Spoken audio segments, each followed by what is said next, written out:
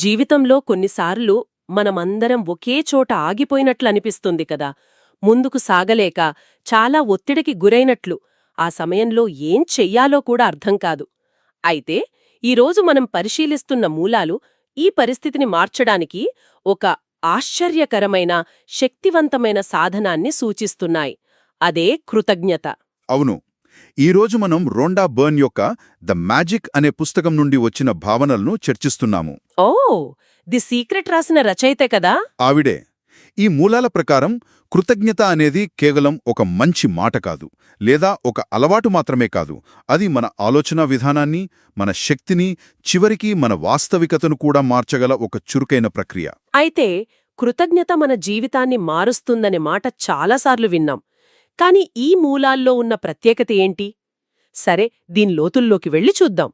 ఈ పుస్తకంలో చెప్పిన ప్రాథమిక ఆలోచనతో మొదలు పెడదామా? తప్పకుండా. కృతజ్ఞత అనేది మన ప్రకంపనలను లేదా మన శక్తి స్థాయిని వెంటనే పెంచుతుందని చెప్పబడింది.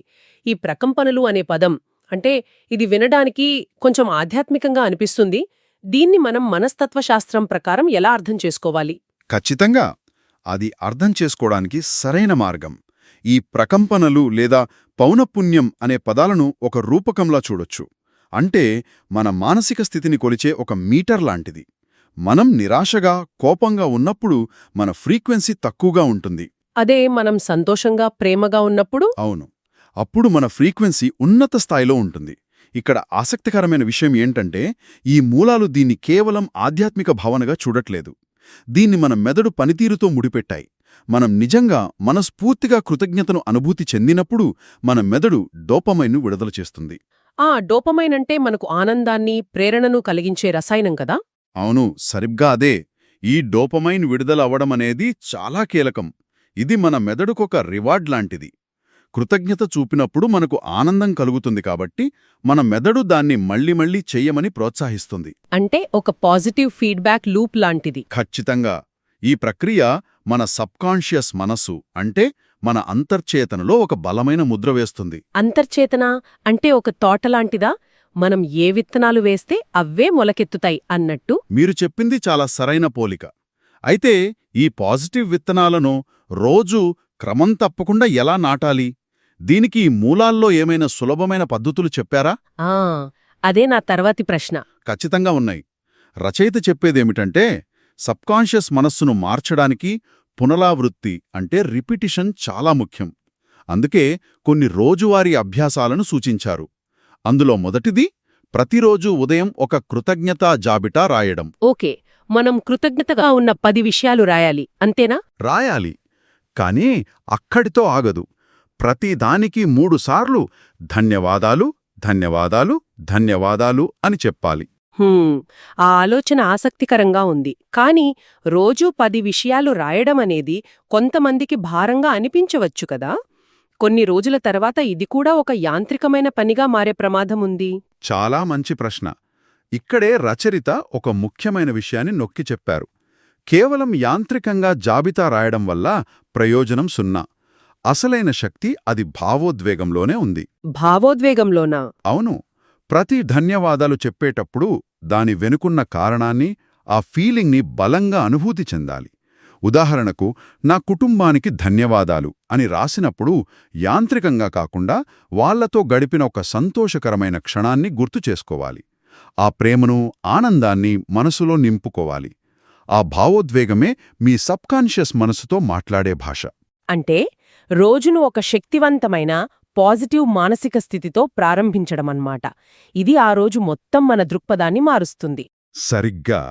రోజూ ప్రారంభంలోనే మన దృష్టిని మన దగ్గర ఏముంది అనేదానిపై పెడితే మన దగ్గర ఏది లేదు అనే ఆలోచన బలహీనపడుతుంది.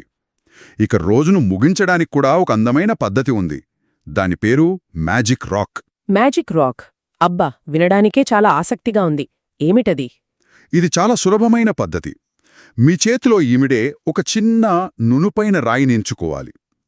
ప్రతి రాత్రి నిద్రపోయే ముందు ఆ రాయిని చేతిలో పట్టుకుని ఆ రోజులో జరిగిన అత్యుత్తమ క్షణాన్ని గుర్తు చేసుకుని దానికి మనస్ఫూర్తిగా ధన్యవాదాలు చెప్పాలి.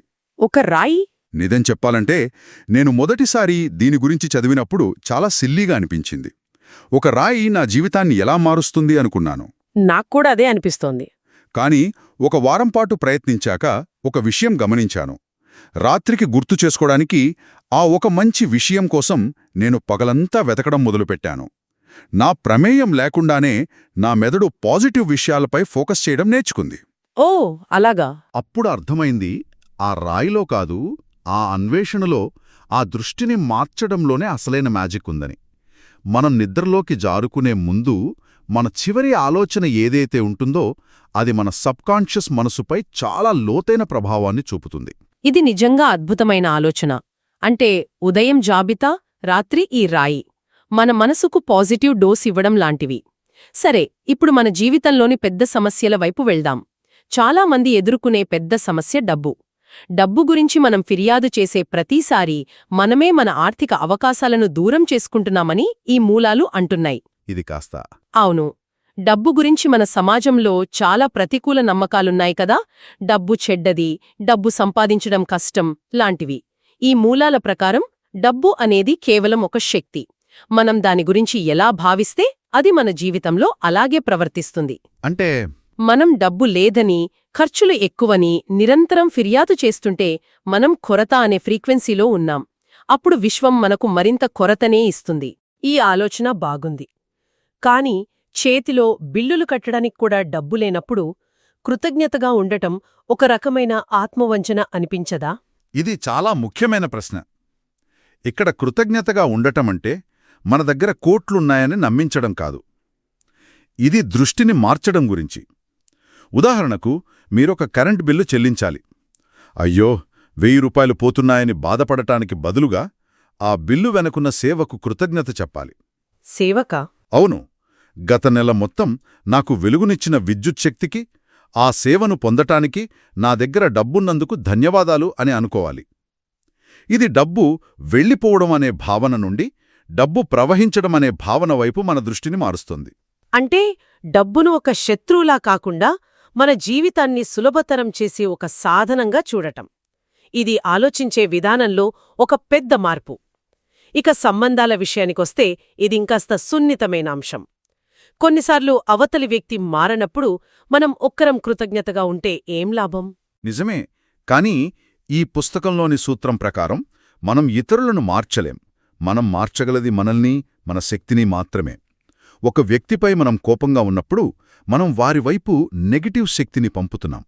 దానికి ప్రతిస్పందనగా వారి నుండి కూడా నెగటివిటీయే వస్తుంది. అది ఒక విషవలయం లాంటిది. అవును. దాన్ని ఛేదించడానికి ఈ మూలాలు ఒక పద్ధతిని సూచిస్తున్నాయి. ఏ సంబంధాన్నైతే బాగుచేయాలనుకుంటున్నారో ఆ వ్యక్తి గురించి మీకు నచ్చిన 3 మంచి విషయాలను రాసి వాటికి కృతజ్ఞత చెప్పాలి. కాని ఆ వ్యక్తిలో మనకు ఏ మంచి కనిపించకపోతే, అంతగా విసిగిపోయుంటే, అంత చెడ్డ సంబంధంలోనైనా ఒక్క మంచి జ్ఞాపకం లేదా ఒక్క మంచి గుణమైనా ఉంటుంది.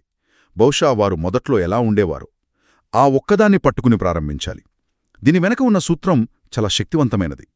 శక్తి శక్తిని మారుస్తుంది. మనం మన వైపు నుండి కృతజ్ఞతను, ప్రేమను పంపడం మొదలుపెట్టినప్పుడు మన ప్రకంపనలు మృదువుగా మారతాయి. ఆ మార్పును అవతలి వ్యక్తి సబ్కాన్షియస్గా గ్రహిస్తాడు. అంటే మనలో మార్పొస్తే మన చుట్టూ ఉన్న ప్రపంచంలో కూడా మార్పు వస్తుందన్నమాట. సరిగ్గా. ఇదే సూత్రం ఆరోగ్యానికి కూడా వర్తిస్తుంది. అదెలా? నేను ఆరోగ్యంగా ఉన్నాను అని చెప్పుకోవటం వల్ల నిజంగా ఆరోగ్యం మెరుగుపడుతుందా? ఇది ప్లేసిబో ప్రభావం లాంటిదే. శాస్త్రీయంగా కూడా ఇది నిరూపించబడింది. రోగికి మందు అని చెప్పి ఒక చక్కెర బిళ్ళ ఇచ్చినా వారు దాన్ని బలంగా నమ్మితే వారి శరీరం స్వయంగా నయం చేసుకోవడం ప్రారంభిస్తుంది. ఎందుకంటే నమ్మకమనేదొక శక్తివంతమైన భావోద్వేగం. నా సంపూర్ణ ఆరోగ్యానికి ధన్యవాదాలు అని మనం భావోద్వేగంతో పదే పదే చెప్పుకున్నప్పుడు మనం మన శరీరంలోని ప్రతి కణానికి ఒక స్పష్టమైన సందేశం పంపుతున్నాం. మనం దేనిపై దృష్టి పెడితే అదే వృద్ధి చెందుతుంది. సరే, ఇప్పటి వరకు మన కోసం, మన జీవితంలోని అంశాల కోసం కృతజ్ఞతగా ఉండటం గురించి మాట్లాడాం. కానీ ఈ మూలాల్లో ఇతరులకు కృతజ్ఞతను పంచడం గురించి కూడా ఒక ఆసక్తికరమైన పద్ధతి ఉంది. దాని పేరు మ్యాజిక్ డస్ట్. ఇది కొంచెం సినిమాటిక్గా అనిపిస్తోంది. అవును, కానీ దీని వెనక ఉన్న ఆలోచన చాలా లోతైనది. ఎవరైనా మనకు సేవ చేసినప్పుడు, ఉదాహరణకు ఒక వెయిటర్, ఒక దుకాణదారు, మనం మౌనంగా వారికి ధన్యవాదాలు చెప్పి వారిపై ఒక మాయాధూళి అంటే మ్యాజిక్ డస్ట్ చల్లుతున్నట్లు ఊహించుకోవాలి. ఊహించుకోవాలా? కేవలం మనసులో అనుకుంటే చాలదా? ఈ ఊహ ఎందుకు? ఆ ఊహ ఆ ప్రక్రియకు శక్తినిస్తుంది. ఇది చూడ్డానికి చిన్నపిల్లల ఆటలా అనిపించవచ్చు, కానీ దీని వెనుక ఒక ముఖ్యమైన నియమముంది. మనం బయట పంపేది మనకు తిరిగి వస్తుంది. ఈ మ్యాజిక్ డస్ట్ అనేది ఇతరుల కోసం కాదు, నిజానికి అది మనకోసమే. మనకోసమేనా? అవును. మనమొక వెయిటర్కు మనసులో కృతజ్ఞత చెప్పినప్పుడు ఆ క్షణంలో మన దృష్టి మన నుంచి, మన సమస్యల నుంచి పక్కకు వెళ్ళి ఇతరుల మీదకు మళ్ళుతుంది. ఇది మన అహాన్ని తగ్గిస్తుంది. అంటే కృతజ్ఞత అనేది కేవలం మన కోసం చేసుకునేది మాత్రమే కాదు, ఇతరుల కూడా పంచగల ఒక బహుమతి లాంటిది. ఖచ్చితంగా. ఇది మనల్ని ఒంటరిగా కాకుండా ఒకరికొకరం సహాయపడుతూ బ్రతుకుతున్నామనే వాస్తవాన్ని గుర్తుచేస్తుంది. మరి వీటన్నిటి అర్థమేమిటి? ఈ చర్చ అంతా విన్న తర్వాత మనం గ్రహించాల్సిన ముఖ్య విషయమేమిటి? ఈ మూలాల ప్రకారం డబ్బు, సంబంధాలు, ఆరోగ్యం, విజయం, జీవితంలోని ప్రతి అంశం కృతజ్ఞత అనే ఒక్క తాళంతోనే తెరుచుకుంటుంది. విశ్వం మనల్ని నిరంతరం ఒకే ప్రశ్న అడుగుతుందని ఈ మూలాలు చెబుతున్నాయి. నీ దగ్గర ఇప్పటికీ ఉన్నదానికి నువ్వు నిజంగా కృతజ్ఞతతో ఉన్నావా?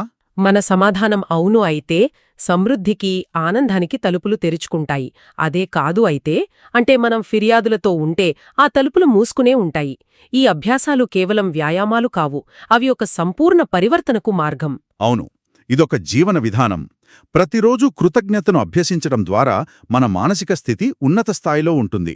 మన శక్తి స్థాయి పెరిగినప్పుడు ఆకర్షణ సిద్ధాంతం ప్రకారం మనం ఉన్నతమైన శక్తి స్థాయిలో ఉన్న మంచి అవకాశాలను, మంచి వ్యక్తులను మరియు మంచి ఫలితాలను మన జీవితంలోకి ఆకర్షిస్తాము. అవును, ఇదొక ఆధ్యాత్మిక నియమం మాత్రమే కాదు, ఇదొక మానసిక, భావోద్వేగ క్రమశిక్షణ. ఈ భావనను సంగ్రహించడానికి మన మూలాల్లో ఒక అద్భుతమైన వాక్యముంది. కృతజ్ఞత మీ వద్ద ఉన్న దాన్ని మరింతగా మారుస్తుంది. సాధారణ విషయాలను ఆశీర్వాదాలుగా మారుస్తుంది. మీ జీవితాన్ని మాయాజాలంగా మారుస్తుంది. ఇది మొత్తం సారాంశాన్ని తెలియజేస్తుంది కదా? ఖచ్చితంగా. ఈరోజు చర్చను ఇక్కడితో ముగిద్దాం. కృతజ్ఞత అనే ఒక చిన్న పదం వెనుక ఎంత పెద్ద మనస్తత్వశాస్త్రం, ఎంత శక్తివంతమైన పరివర్తన దాగి ఉందో మనం చూశాం. శ్రోతలు ఆలోచించడానికి ఒక చివరి ఆలోచన. ఈ మూలాల్లో వివరించినట్లుగా మన ఆలోచనలు మరియు భావోద్వేగాలు కేవలం అంతర్గత అనుభవాలు మాత్రమే కాకుండా మన భౌతిక వాస్తవికతను చురుకుగా తీర్చిదిద్దే శక్తులైతే, మన మనసులో మనం రోజూ ఎలాంటి సంభాషణలు జరుపుకుంటున్నామో ఆ సంభాషణలు మనకు తెలియకుండానే ఎలాంటి ప్రపంచాన్ని మన చుట్టూ నిర్మిస్తున్నాయి.